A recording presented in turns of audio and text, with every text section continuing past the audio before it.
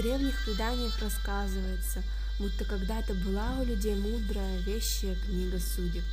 В ней говорилось о том, что когда-то случилось на нашей земле, о том, что происходит сейчас, и о том, что свершится в будущем.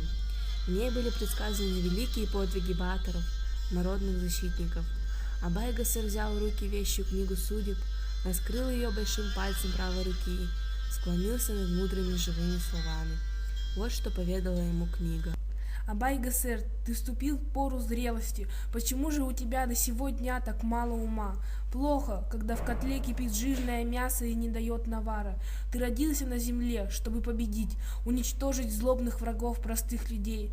А на северо-западе, на северном склоне 3 суровых гор Сумер, все еще живет жестокая, злобная гадина Аргали, белое чудище. Оно произошло из правой руки Атай-Улана, отрубленной небожителем Хирмасом. Раскроет клыкастую пасть, втянет в себя со свистом воздух, и на 40 верст в окружности погибают все живое. Нет жизни от него людям. Это еще не все. Аргали, белое чудище, похваляется. Скоро войду в полную силу, тогда проглочу Абай-Гасера с его 33 баторами. За 90 верст втяну в свою пасть. Не сиди сложа руки, Гасер, победи жестокое чудище, освободи от него людей. Вот что поведала Гасеру вещая книга судеб. Гасер вскочил на резвые ноги. Что узнал ты из вещей книги? Почему вскочил так стремительно? Спросила его Алма-Марген.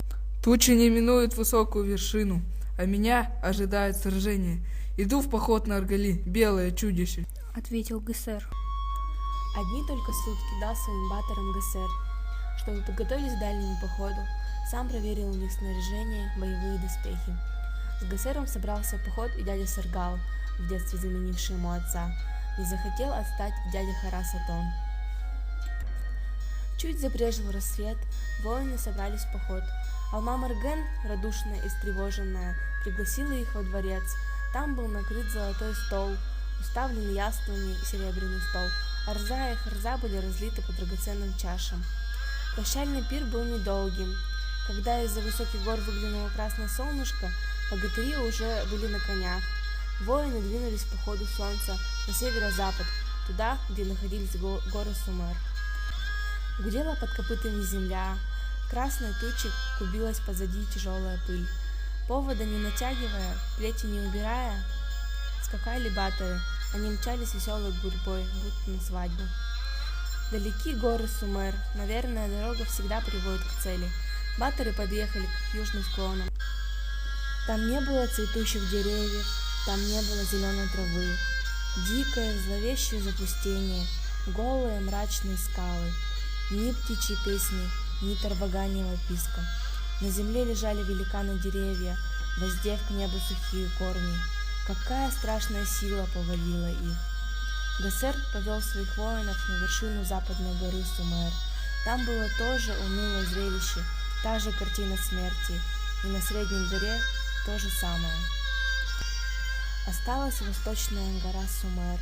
Баторы уже не ехали гурьбой точно на свадьбу. Они были напряжены и суровы. Их ожидала встреча с чудовищем. Близок был кровавый бой. Аргали, белое чудище, распласталось на северо-восточном склоне горы. Оно лежало, распахнув зловонный клыкастый зев, с ревом и свистом втягивая в себя воздух.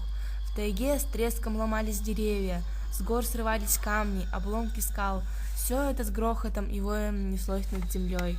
Исчезало в бездонной утробе чудища.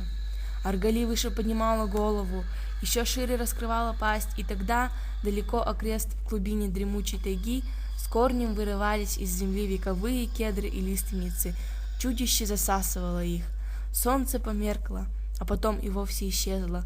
Кое-кто из баторов с ужасом подумал, что Аргали, белое чудище, проглотило и солнце. Как было удержаться в этом вихре, когда и сами горы, казалось, качались? Гасер и его баторы глубоко вонзили в землю свои острые копья, уцепились за них. Ураган трепал их одежду, норовил сбить с ног, кружил. Абай-Гасер первым пришел в себя, хлестнул коня плетью и с боевым кличем помчался к чудищу. Крик его был подобен крику 1000 разъяренных драконов. Аргали, белое чудище, повернуло к нему налитые кровью глаза, но не успела опомниться, не успела ничего сообразить, как отважный Гессер влетел на своем коне в раскрытую пасть, накинул тетиву лука на острый клык чудовища. Еще миг, и Гессер воткнул свое копье так, что чудовище Аргали не могло бы захлопнуть клыкастую пасть, лишь вздрагивало, будто внутри у него огонь клокотал. Отвага Гессера вдохнула в силы баторов.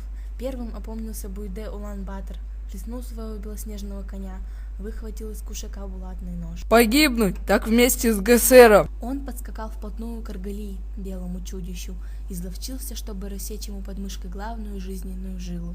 Сорвался с места и помчался и дядя Гессера Саргал. Он пригнулся к гриве коня, нацелил копье в сердце чудища. За Саргалом поскакали баторы, но не все. Некоторых успел задержать Харас Атон, второй дядя Гессера. Они в нерешительности, в смятении столпились вокруг него. Куда они поскакали, дураки? Чудище проглотило Гессера, на верную смерть поскакали. Харас Атон повернул своего коня назад. Поедем скорее к дому, своя жизнь дороже. Гессер же весело кричал батору Буйде-Улану откуда-то, чуть ли не из самой глотки хрипевшего чудища. Не руби с плеча, хитростью надо убить, а так ты и меня заодно прикончишь. Смеялся над своим добрым дядюшкой Саргалом.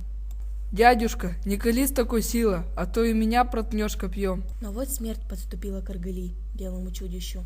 Тело его затряслось, задергалось, из пасти все тише, все медленнее вырывалось мрадное дыхание. Прошли последние судороги. Аргали чудище безжизненно вытянулось, и из его пасти вылетел на гнедом коне Абай Гессер.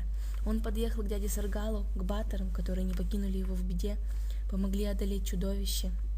Спросил, где остальные, а узнав про трусость и измену Хараса Атона, послал к нему 2 баторов с доброй вестью. Пусть возвращаются, Гессер со своими верными боевыми товарищами победил Аргали, белое чудище. Харас Атон ответил с издевкой. Не проведете, не обманете, белое чудище сожрало Гессера, мы это сами видели. Что же мог сделать Сарган-хан с кучкой воинов? На верную погибель зовете нас? Нет, мы не вернемся. Тогда Гессер подал им свой голос, крикнул так, будто сразу 1000 драконов протрубило на всю степь. Мы победили, возвращайтесь. Тут Харас Атон ничего не мог поделать. Баторы вскачь понеслись к Гессеру. Харас Атон недовольно поехал за ними. Сообща сняли шкуру с чудища. Какая шапка вышла из нее Абай Гессеру? Какие шапки получились 33 баторам? Шкура со щиколоток пошла на Пимы. Теплый мохнатый мех со спины оказался в самый раз на дохе Гессеру и его воинам. Счастливые своей славной победой, баторы вернулись домой и убрали колчаны и луки, сняли булатные мечи. Хорошее мирное время пришло. Радовались воины Гессера, загремели барабаны. С юга и севера, со всех концов земли заспешил народ на радостный веселый пир в честь победы Гессера. Только на 4-й день улусные люди разошлись по домам. Видно, рано Гессер снял свои боевые доспехи. Рано баторы решили, что пришло спокойное мирное время. Вскоре вновь раздался боевой клич Гессера. По коням, воины, идем сажаться с лютым врагом людей, со змеем страшилищем. Огромный змей с 27 головами, о 33 хвостах, лежал трижды обернувшись вокруг высокой серебряной горы. Когда сжимал гору своими кольцами, на скалах выступал кровавый пот, стонали земля и камни. Он безжалостно пожирал все живое, людей, скот, зверей. Гессер и его баторы отвязали от серебряной коновязи своих коней, вскочили на седло. Кони сразу перешли в легкий намет, летят, будто не касаются ногами земли. Далеко гора серебряная, но Гессер с боевыми товарищами все ближе и ближе к ней. Видит Гессер, лежит змей-страшилище, тугими кольцами обхватив высокую гору. Ни деревца на той горе, ни травинки. На полном скаку подлетают к змею, ощерившему 27 пастей. Из каждой пасти раздвоенное жало торчит. Где у змея главная голова? Только ее надо поразить, иначе не одолеть его. Гессер с размаху вонзает копье. Но не так-то легко убить змея. Страшилище вмиг развернуло свои 33 хвоста, обрушило на Гессера такой удар, что он едва не слетел с коня. Долго длился жестокий бой. Баторы не щадили себя в сражении. Абай Гессер был для них примером. Змей стал ослабевать. Вот, наконец, забился в предсмертных судорогах. Баторы притащили из тайги великое множество дров. Сложили костер из толстенных деревьев, сожгли издохшего змея. Осиновой лопатой развеяли по ветру легкий пепел, все, что осталось от жестокого страшилища, приносившего людям столько бед и горя. Пора было собираться домой. Гессер навьючил на коня 3000 пудов серебра, ведь гора-то была серебряная. Дяди навьючили на своих коней по 600 пудов серебра. 33 баттерам досталось по 300 пудов каждому. Теперь-то наступило мирное время. Решили воины Гессера и убрали свои доспехи. И опять был веселый пир. Мясо было съедено с гору, молочного вина выпито целое озеро. 3 суток народ славил своего защитника, храброго Абай-Гессера, победившего страшилище змея. Абай-Гессер надумал навестить своих жен. С ним тронулись в путь его дяди, 33 баттера, 300 воинов, 3000 доброхотных дружинников. Они поднялись вверх по долине Хатан, Курмай-Гоухон. Она устроила мужу и всем его боевым товарищам ханскую встречу. Потом Гессер с боевыми товарищами пировал у своей жены Тумен-Яргалан. Наконец двинулись в обратный путь, вниз по долине Хатан.